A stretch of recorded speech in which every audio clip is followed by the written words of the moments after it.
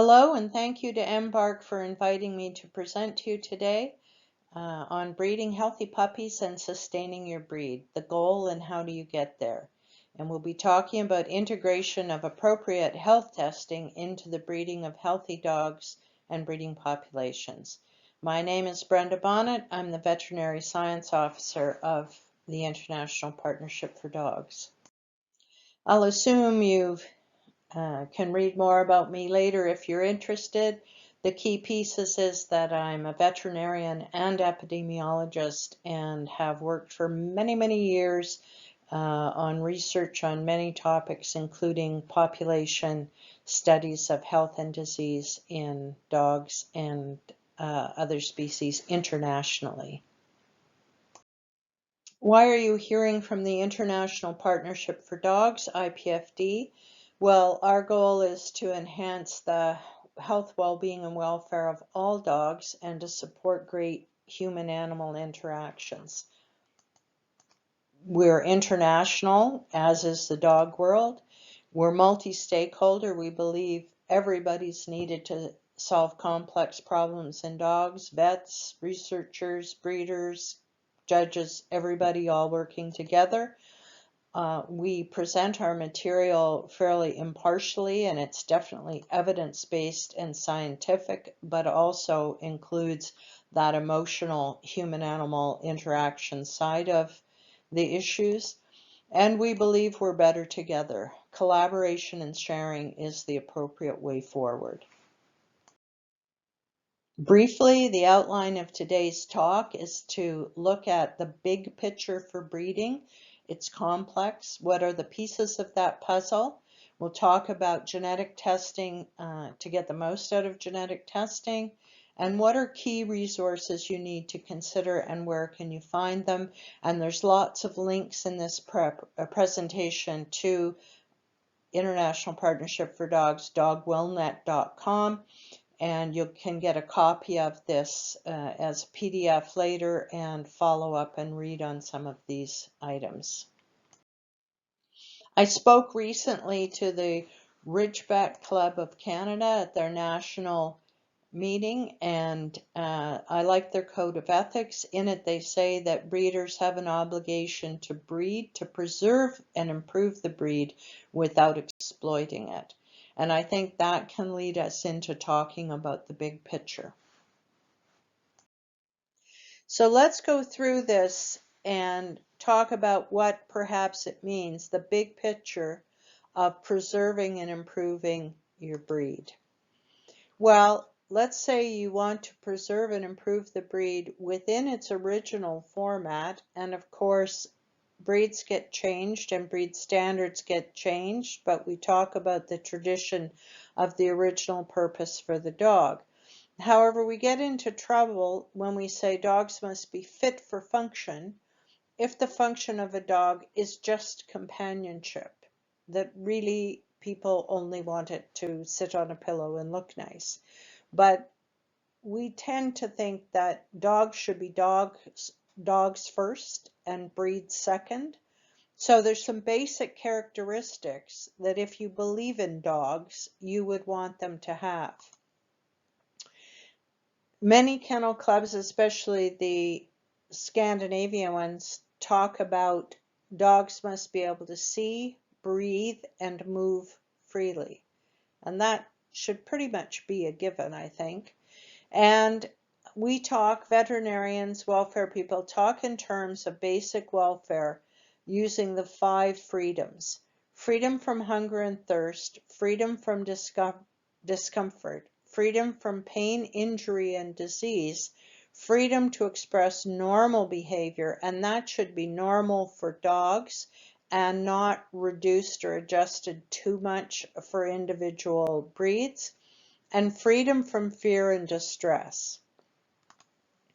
So if we look at those applied to breeding, these freedoms should be protected for all offspring to make sure that we have good health and welfare for our dogs. And so what are the specifics here? Well, freedom from hunger and thirst is basically up to the owner or owners, and that's not the topic of my talk today.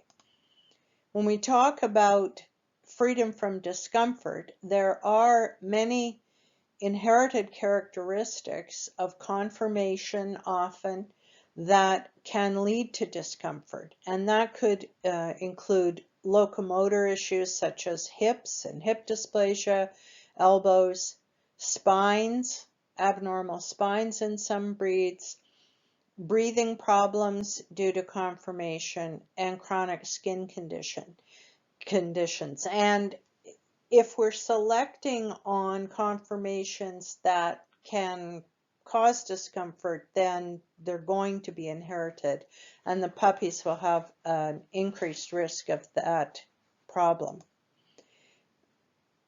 Predisposition to injury can also be due to conformation, and we can have breed increased risks of disease for very specific disease or general diseases.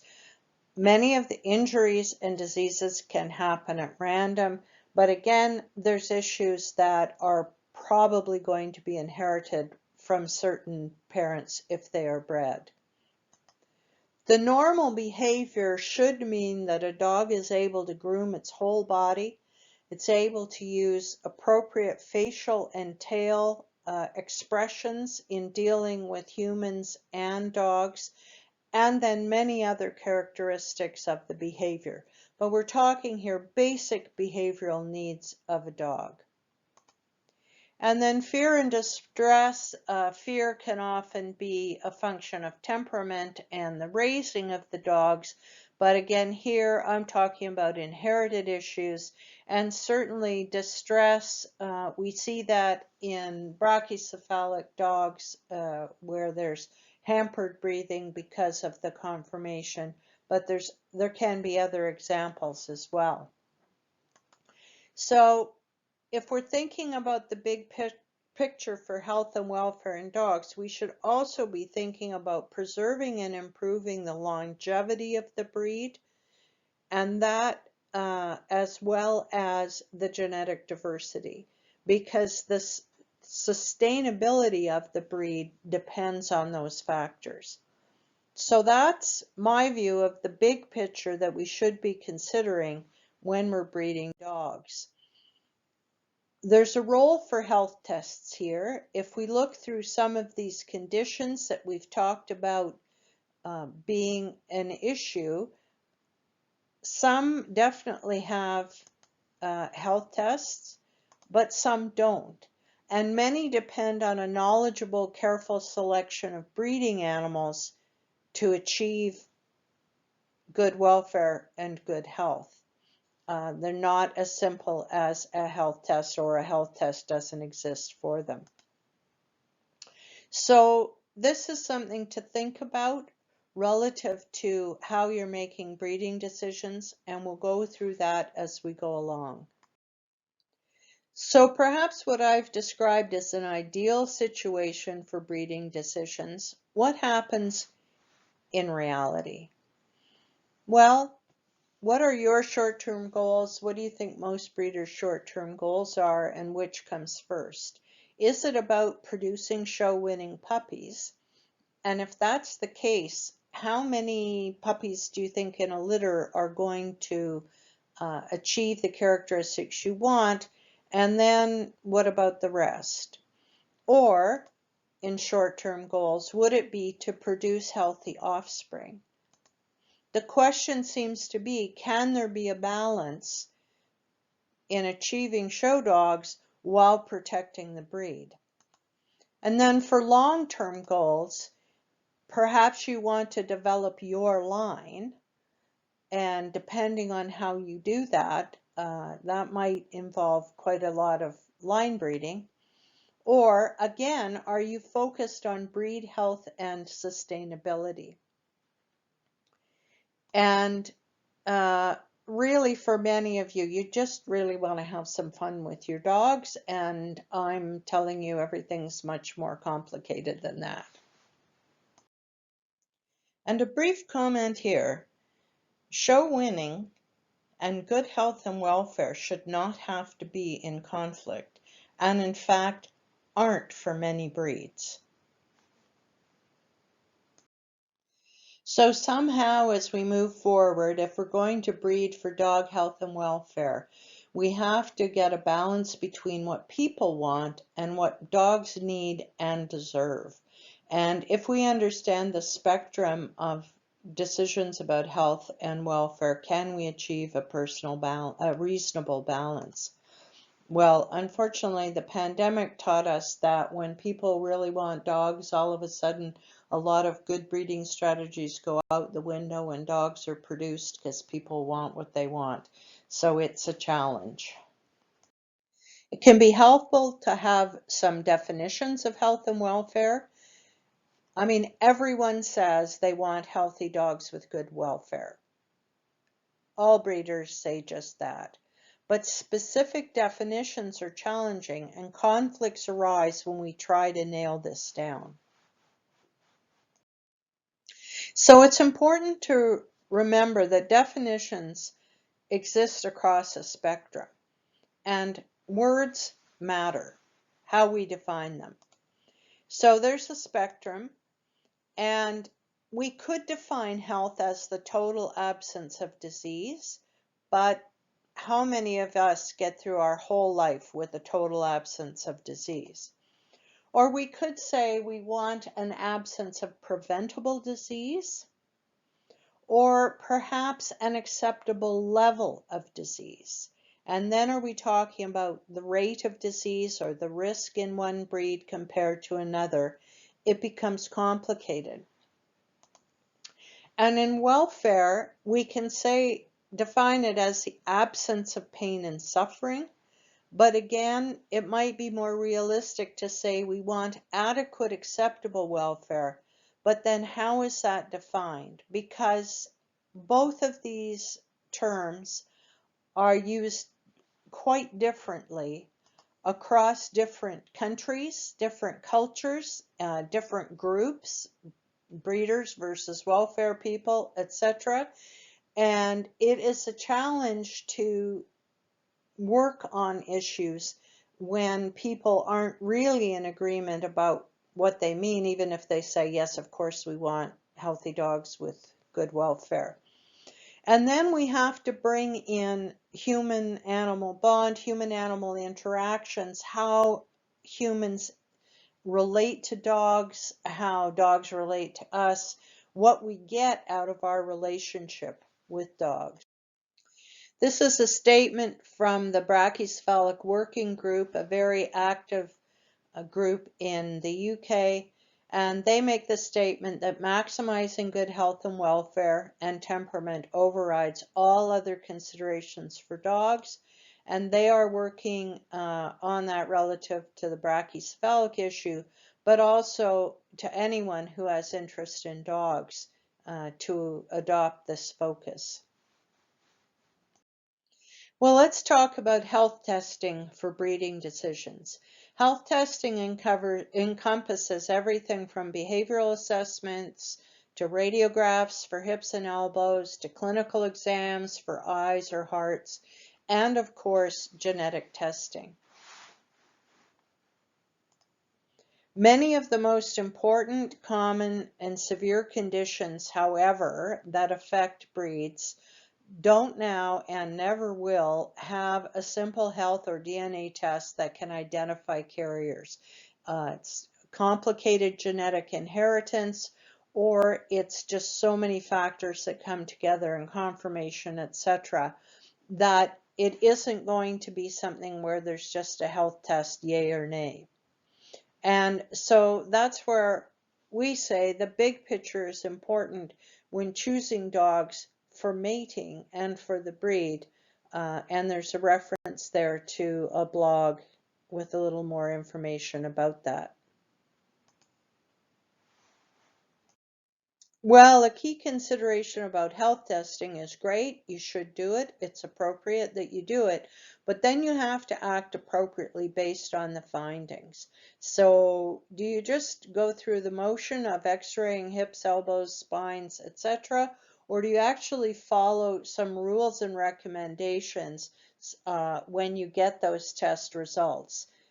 Voluntary programs don't tend to work as well as ones that have requirements. For example, where hip dysplasia testing is, results of hip dysplasia testing are part of the registration procedure, like in Sweden and Finland, they have shown improvement with those programs. In places like the United States where it's strictly voluntary, it can't be followed or analyzed, and it doesn't seem to work quite as well. Health testing does not equal healthy, not for the sire and dam and not for the puppies. It's better than nothing. It's important to do health testing, but as I said, it can't encompass the entire array of things we should be concerned about.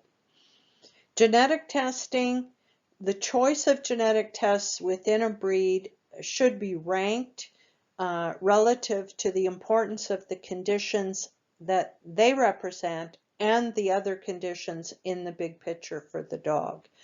So genetic testing is an important tool in your breeding decisions, but it isn't everything. And that's important to remember. When we talk about acting appropriately, there's a recommendation almost across the board for genetic tests that you do not eliminate carriers. You just make sure you breed them to clears. But we know that that advice is not being followed across the board by many breeders for certain conditions. It's a simple, straightforward recommendation, but is it followed?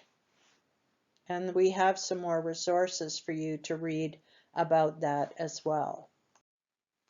So talking about the big picture again and what it involves, we can talk about common sense. Not all dams and sires with clear test results will be good choices for breeding. And there's a reference for you to read as well. The big picture approach employs all the inputs that define good breeding, using common sense, observation, health testing, and a deep knowledge of your dogs and the breed.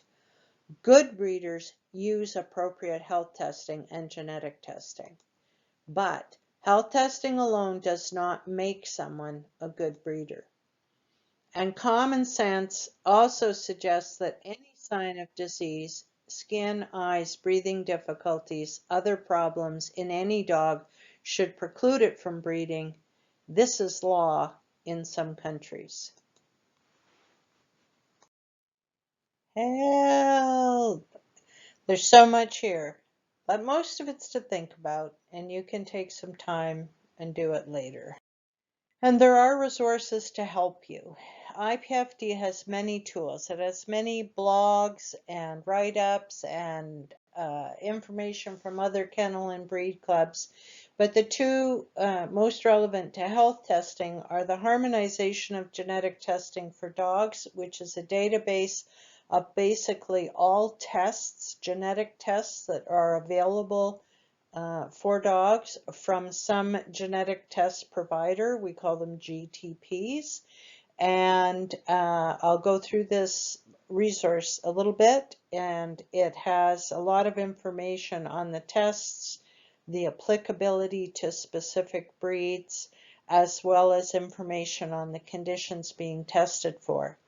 The second resource is the Health Strategies Database for Dogs, which is just coming online this spring, and it lists all conditions of interest for which some health strategy provider, a breed club or a kennel club usually, has suggested recommendations or requirements for some kind of assessment for that condition before dogs are bred. And sometimes it's just the condition is recognized in the breed and there's a suggestion that people should keep an eye out for it. I'll tell you more about that later. Additional tools and information that's available on IPFD on dogwellnet.com is our breeds database that has, for each breed, we have about 180 breeds on there now. There's international clubs, there's health standards, there's links to health surveys and other breed clubs and work that's being done within the breed. We have Swedish insurance data from Agria that calculates statistics on the risk of healthcare problems and the risk for death in different breeds of dogs, which we include in our breed-specific discussions that we'll talk about later. And we have breed-specific breeding strategies from Sweden, Norway, and Finland, where kennel clubs require the breed clubs to write up a breeding strategy, and we have some of those in English and a template if you want to develop one. Another breed-specific effort we have is the Get a Grip program. It's a globally relevant integrated health profile. We do those on specific breeds where we write up everything we can find basically about health strategies, what caretakers need to know, etc. for specific breeds. And we've been doing those together with articles in the World Small Animal Veterinary Association Bulletin, so letting vets know about breeds and what they need to know about them. The harmonization of genetic testing for dogs is our database of genetic testing, and it also relates to the work we do with various partners like Embark on genetic testing. But you can go in under genetic testing on dogwellnet.com, come to the HGTD as we call it, and search on breed or by disease or test or by the GTP or lab. Most people come in and search by their breed to find out what tests are available and what information is available on the tests. So this is, although we work with the genetic test providers, it's an independent evaluation of the tests that we do. The resources run by Aimee Llewellyn-Zadie, and she is extremely knowledgeable. She also writes blogs, either Ask Aimee or on research or questions on genetic testing and what's new in the HGTD. And you can contact her for questions and answers as well. And so if we have a look at searching by breed here, I'll show you one output. We've added into the system a breed relevance rating. So if you search on a breed, you'll come out with a list of tests that are available for that breed. And it includes tests that are specific to that breed, as well as tests that are offered for all breeds. And I'll give you an example of that in a minute. The breed relevance ratings are calculated based on all published papers or the papers we can find, and working together with a registry of genetic tests and finding out, has the test been evaluated within a breed? Is there good evidence that this test works in the breed, that it will actually identify the condition or characteristic that's being tested for? And then it gets a paw rating with either green, yellow, red, or orange. And I'll give you a link to where you can read more about what those mean. But basically, a green paw means the test is relevant to use in the breed. It's not, however, a recommendation about how important that condition is in the big picture for the dog. Many DNA tests are on rare conditions that might be of interest if you have it in your line or you're worried about bringing it in, but it's not an importance ranking. It's just, is it proper to use that test in that breed? And remember throughout that DNA tests are very important to do, but they are tools. They aren't goals or outcomes. They don't define the health status of a dog. They are excellent, important tools, not a magic bullet. In some rare conditions, yes, they are absolute, but those are rather few and far between. So the breed relevance ratings are created by IPFD, evidence-based, but much of what is in the Harmonization of Genetic Testing database comes from the GTPs themselves, the labs that are doing the test, and we do a lot of work with our sponsors. So, for example, we have had webinars recently on appropriate messaging to clients that are getting tests done and reporting test results, partly related to the relevance ratings. And sponsors like Embark are very important for that. They participate in the discussions and hopefully go away and address any challenges and issues that clients are having with test results. So if you went to the Harmonization of Genetic Testing homepage and searched on Bernese Mountain Dog, it would come up with these 3 conditions that are of particular interest to the Bernese Mountain Dog. Now, there are many more tests available that are sold for all dogs, but these are the ones most important or most relevant to the Bernese Mountain Dog. Here you have the full list of conditions for which tests are sold and made available to Bernese Mountain Dogs. So there are some coat characteristics, there are some parental testing and individual dog identification type tests. There's also a few diseases, MDR1 and HUU, which are offered to all dogs. But you can see by the relevance ratings being yellow, well, you probably can't see here, but you could online, that they are not of primary importance to the Bernese Mountain Dog. And then coming back to the original 3 conditions of most importance to the Bernese Mountain Dog, you'll see listed there degenerative myelopathy, histiocytic sarcoma markers, and von Willebrand's disease. And there's a little key beside degenerative myelopathy, which means there's more information you need to read. And in fact, there is some concern about the use of this test in many breeds.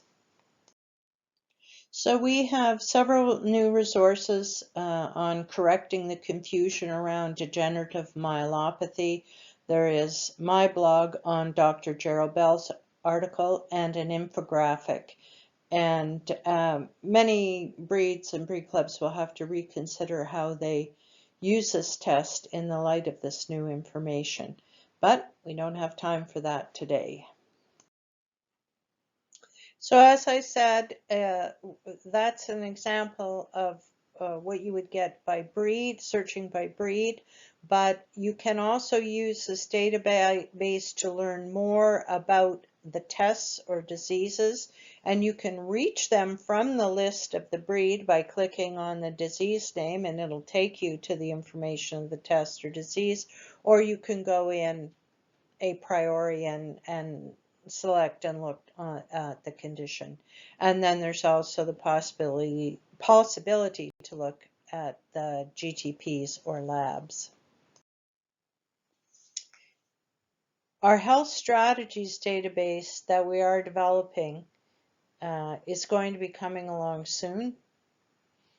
And it is going to be structured like this. There will be the list of all the conditions considered important in the breed by some health strategy provider somewhere. So across the top we have countries, and you can see here that there's 7 countries, kennel clubs and or breed clubs reporting. They report them either as required R1 or recommended R2 or just recognized R3, and you can see the list of concerns there. As you'll find in most breeds, this still isn't quite the full big picture. This is the bigger picture than just those conditions for which a genetic test is available, but this is for other health tests as well. There still could be conformational or temperament concerns outside of these. But together, the harmonization list or the genetic tests that you would do plus any evaluations needed for these conditions would be getting close to be covering the big picture for example, Bernese Mountain Dog. Again, I don't have time to go into all the details of the Get a Grip program, but you can go online. We've done them for a number of breeds now and check them out. Combination of population stats, basic information caretakers need to know, key conditions, and many of them include statistics from the Swedish statistics, from other sources in the UK and Finland and wherever we can find them on the prevalence or rate of occurrence of different conditions for illness or morbidity, and also death and mortality. And where we can, we compare across other breeds of interest. And hope this interests you. Again, I don't have time to go into this in detail. And now if we want to talk a little bit about genetic diversity, this is a chart that was published in 1936, and the point of it is to say that at that time there was 164 recognized breeds based on type and breed standards, and that 164 became over 400 at least in less than 100 years.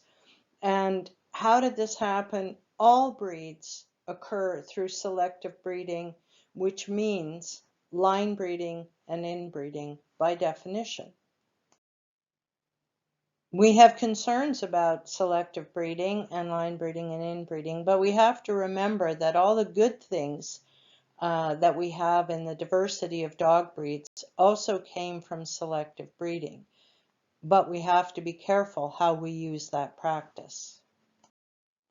This slide has a link to another blog I've done recently, and it relates to a paper by C.A. Sharp, who is the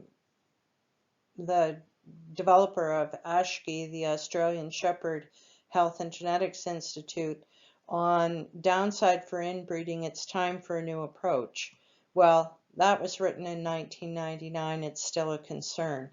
And it's apparent that the short-term gains of inbreeding are outweighed by the long-term costs, so something we have to think about.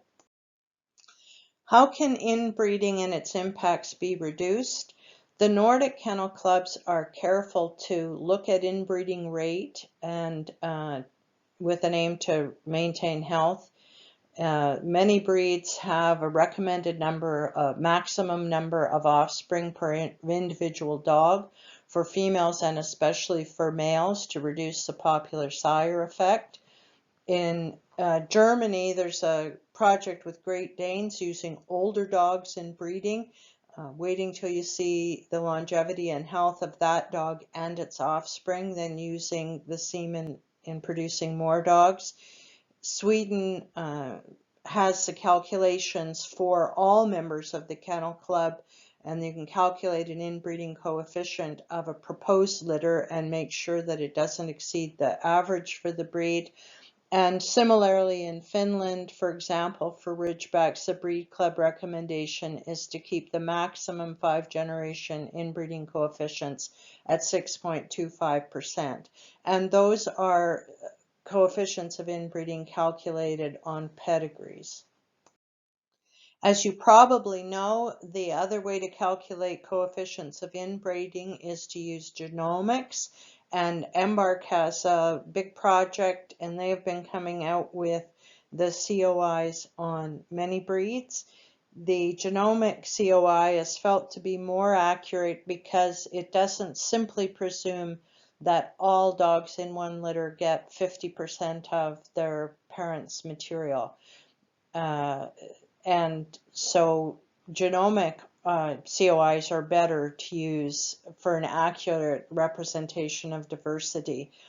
And remembering that a brother-sister mating results in a COI of 25%, and that is inbreeding. Both the German Shepherd and the Bulldog, as examples here, have average inbreeding coefficients close to 30%, meaning that many dogs have higher inbreeding coefficients than that. And it means that the dogs share more genetic material from common ancestors than would arise from a brother-sister mating. So something to think about as we move forward. Something to think about is dogs that are available for breeding.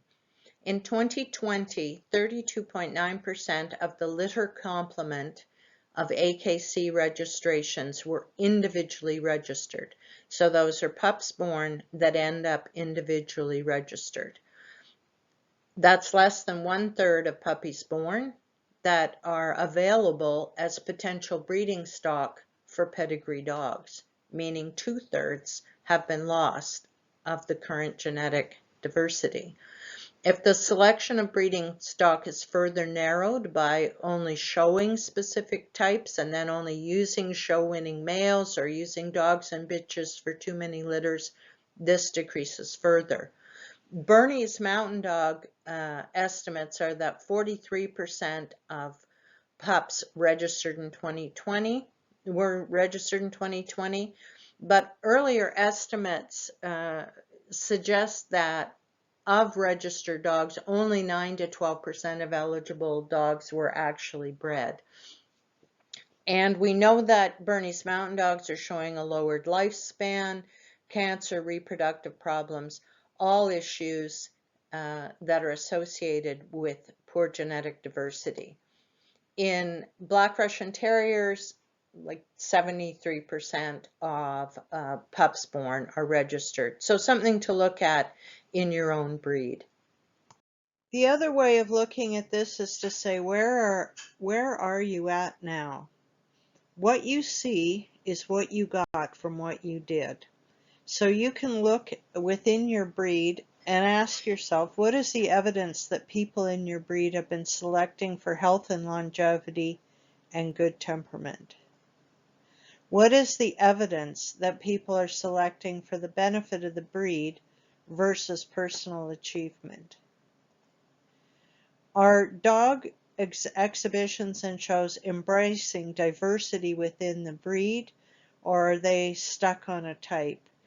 I spoke to judges once and they told me, oh, we have always only judged for soundness, but then how are there unsound dogs? And most importantly, if you want long-lived dogs, you should bring longevity into your breeding decisions. What criteria have been used in selection?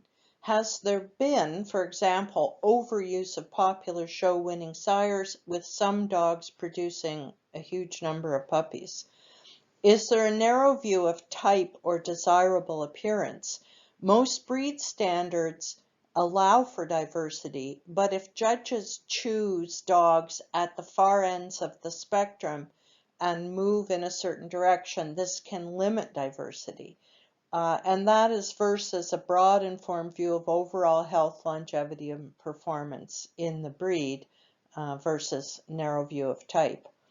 If you say we want healthy, long-lived puppies with good temperaments, but then choose based on the likelihood of getting a best in show puppy or use too much inbreeding, you're unlikely to achieve the former. And data exists on genetic studies of hunting dogs, and they show a higher frequency of genes for improved physiology, intelligence, and endurance compared to companion dogs, probably because people selected on those attributes. So what are the solutions? Review the criteria being used for selection. Use the big picture approach. Reduce the relatedness of sire and dam. Use a tool that gives you a coefficient of inbreeding. Limit numbers of offspring by individual dogs, especially popular sires and his brothers and sons. Use a high proportion of available healthy in the broadest sense stock. Consider with inbreed crossing, i.e. between working and show lines. Make use of overseas bloodlines, but that depends on the breed because they may not be that genetically different. And for challenge breeds, start thinking about outcrossing, carefully planned and monitored. That is being used in Finland. And something to think about is, do dog shows need to change? Theoretically, we could health test dogs before they enter the ring and have some kind of point system, but that's for the future. But overall, keep looking. Know that all the information you need to make good breeding decisions to support and preserve the health of your dogs and sustain your breed is available. You just have to use it. Thank you for your time and interest, and I look forward to answering some questions.